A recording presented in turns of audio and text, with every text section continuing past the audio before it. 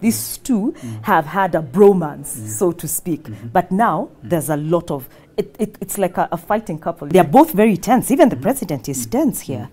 Former Prime Minister Raila Odinga seems to have moved away from them and told them, okay, your problems, you deal with it, you know. There was also the program, you know, how he was listed in the program. It seemed that former Prime Minister Raila Odinga spoke just before the president, or at least one person before, or at least spoke after the deputy president, and that does not happen.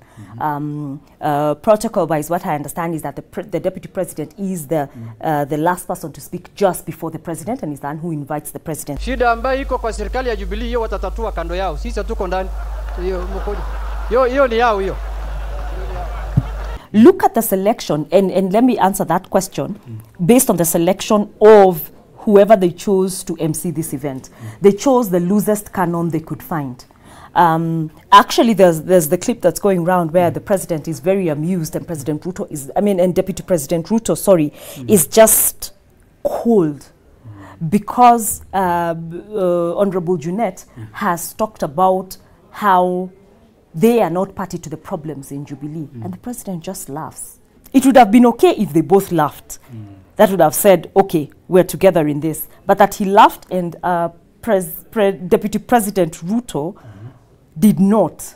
That is what we saw. We saw the hostility. We saw the even resentment, I dare say, that has built up between these two. When Senator Murkomen comes in, it is like he now is the mouthpiece for the frustration of the deputy president, because he spoke with a lot of emotion and completely now removed any doubt that these guys felt weakened, because there was a lot of booing, there was a lot of, and he got very, very emotional and stirred up. In the history of our nation, when he stood up to speak,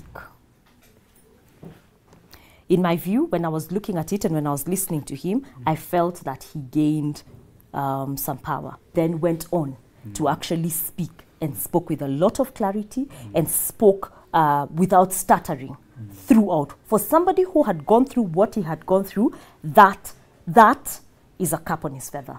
That is a cap on his feather. It speaks to him as a very strong communicator. It also speaks to him as someone who's able to quickly gain gain ground. It's also a critical moment for him, because how he handles this going forward will be very important. However, as much as I think he did well, I don't think that his team did him any favors. I think his team ought to have been prepared for this sort of thing, and they ought to have covered him so that he doesn't look weakened